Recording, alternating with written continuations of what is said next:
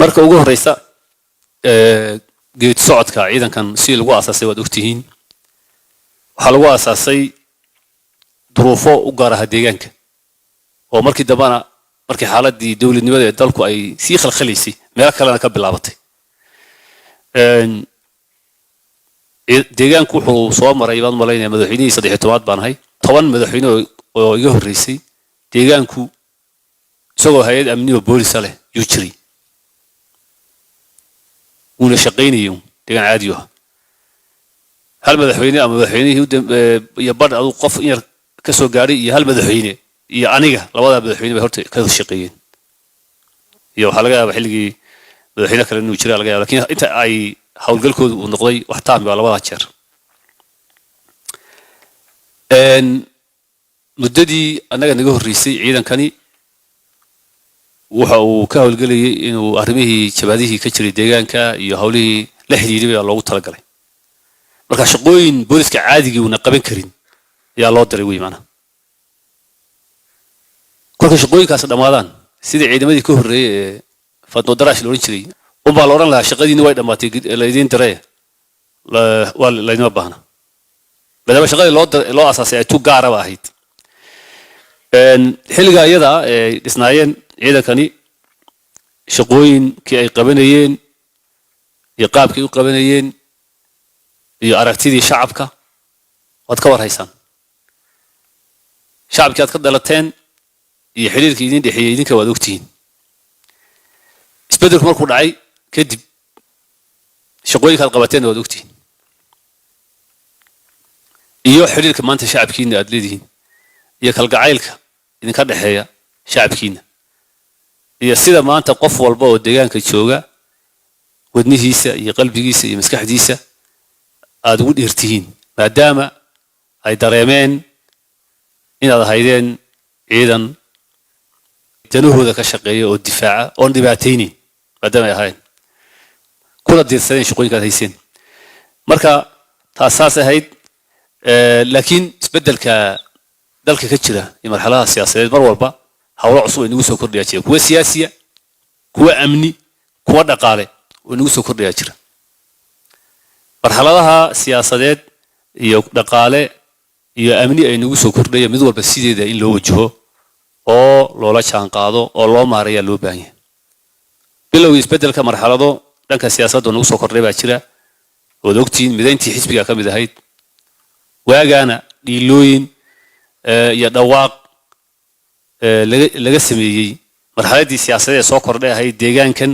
xisbiyadii ka jiray deegaanada in heer qaran hal xisbi lagu midoobay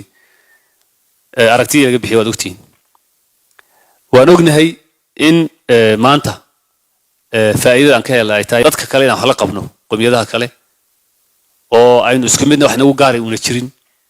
oo miskii aynu wada joogno oo taladeeni iyo wixii cid kale ayna ku tashanayn meel aynaan ogeyn meesha in loo fadhiyo waan ognahay waxyaalo laga saxayo oo in la sii hagaajiyo u baahan oo farbo jiri karaan nidaamkaas maamulka iyo xiriirka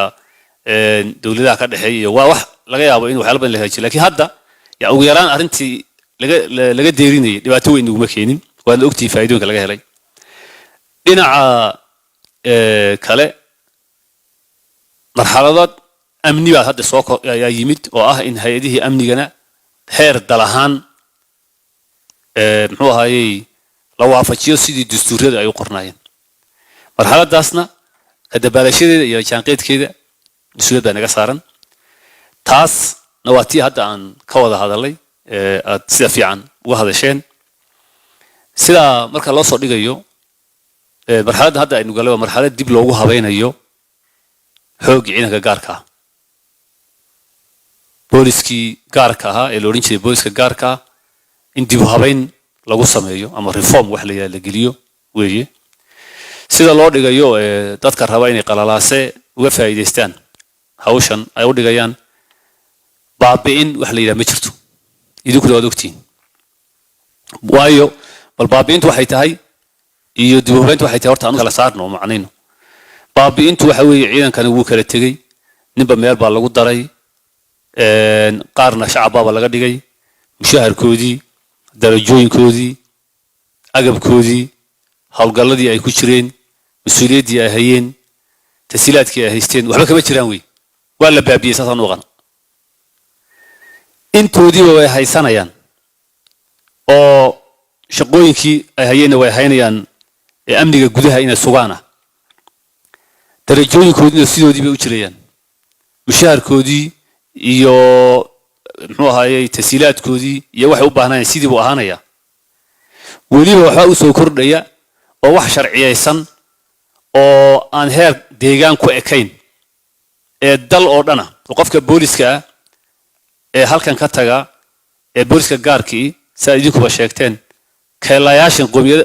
deegaanada isku xigta ma dhaafi karo isagoo bahalkaa wata laakiin hadda qofka booliska ee deegaankii in la aqoonsan yahay oo meel walba mari karo oo dareesku xidhan yahay ku mari karo oo mutaaqica ku mari karo uu noqonayaa wey kolka waa wax soo kordhay oo xuquuq ah oo idiin soo kordhay iyo darajo idiin soo kordhay weeye in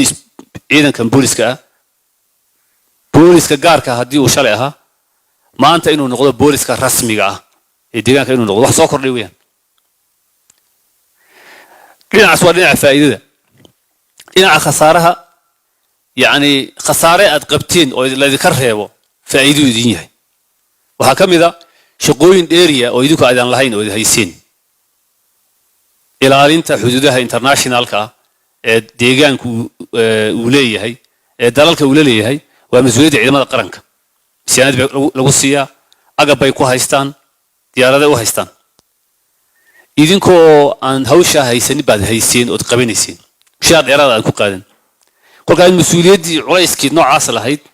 la idinka reebo oo culayskii shaqada idin saarayd la yidhaahdo shaqada cid kalaa yeelatay waxaan u malaynaya qof u barooranaya inuuna jiraynin ma hawl dheeraada la isaaro na jirin shaqadaadii caadigaad qabsanaysaa lagu yidhaha waxaa soo hadhay amniga gudaha deegaanka suguddiisa shalayna idinkan baa ahaa maantana idinkan baa noqonaya sida dadka qaarkii ay jahawareerka ay uga furayaan keelayaashii aad ilaalinayseen ama muxuu ahaayey checkpointyadii idinku aad maamulayseen iyo magaalooyinkii amniga aad sugayseen iyo miyigii aad qabaa'ilka kala hayseen aad sugayseen idinka un baahaynaya cid kale oo dastuuriyan shaqada la wareegi kartaa ma jirto waa shaqo booliska rasmiga ah ee deegaanku uu leeyahay wey oo idinku aad leedihiin kolka amnigii gudaha iyo waajibaadkii idin saarnaa iyo adeegii shacabka iyo ilaalintii shacabka iyo difaaciddii shacabka intiiba idinka idin saaran tahay qaab dhismeedka aad u taallaan ee hadda u taallaan iyo dareeska aad xidhan tihiin haddii la bedelo macnaheedu ma aha in ciidankii la baabiyey baabi'in iyo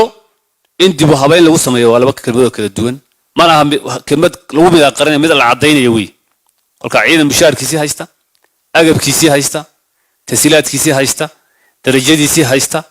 waajibaadkii shaqo uu shalay gudanayay intuu isagu lahaana isagu qabanaya intuuna lahayna dheeriga ahaydna ciddii lahayd layidhi ka qabta layidhi dhimashadii iyo dagaaladii iyo rafaadkii haystayna laga baajiyey waa ciidan faa'iida usoo kordhay waanaad ogtihiin faa'iidooyinka ku jira arrintaa idinkuna si ballaaran oo wanaagsan yaad uga hadasheen runtii xuquuqa dheeriya ayaad helaysaan dhibaatooyin oo dheeri ah oo idin saarnaana waa idinka hadhayaan dhinaca kale agoontii dhaawicii ciidankan ku jiray say noqonayaan sidoodii baa daryeelkooda u haysanayaan qaabka ugu wanaagsan ee iyaguna ay xuquuqdooda iyo daryeelkii ay mudnaayeen ay ku heli lahaayeenna mas-uuliyad dheeraada yaa la iska saarayaa wax haba yaraatee iska dhimaya iyo wax iska bedelayaan ma jiro waxaan u sheegayna marka iyagana inaan muxuu ahaayey agoon iyo dhaawac iyo dhimasho iyo cid kasta inay la mid yihiin qiimaynta la siinayaa kuwa nool ee maanta shaqaynaya waayo kaa dhintay haddii aan la daryeelin qoyskiisii ka nooli damaanad iyo moraal kusii shaqeeya ma heliyo taana in lagu baraarugsan yahay inaad ogaataan ayaan rabnaa qaabka shaqooyinka aad hayseen marka laga tago waxaa jira dadyow odhanaya ama u dhigaya damaanadii ismaamulkii ama federalismkii aynu haysanay xuquuq insaankii iyo nabadii inoo soo korodhay 5 sanadood inta ku dhow hadda ee dadku nasteen difaaci shacabka intaas cadawga laga difaaciyay soo korodhay ciidankan haddii dib u habeen lagu sameeyo meeshay ka baxayaan dad oran yaa jira taas jawaabteedu waxa weeye damaanadda ismaamulka xuquuqul insaanka difaaca shacabka deegaanka Soomaalidu hogaaminta siyaasadeed ee deegaanka oo madaxweynuhu ka bilowdo oo kaabineegu ku xigo oo xisbigu ka mid yahay oo baarlamaanku ka mid yahay iyo waliba odayaasha guurtida ee deegaanka iyo shacabka laftigiisa ay gacanta ugu jirta hay'adan ciidankii waa aalad go'aanada intaas ay isla qaataan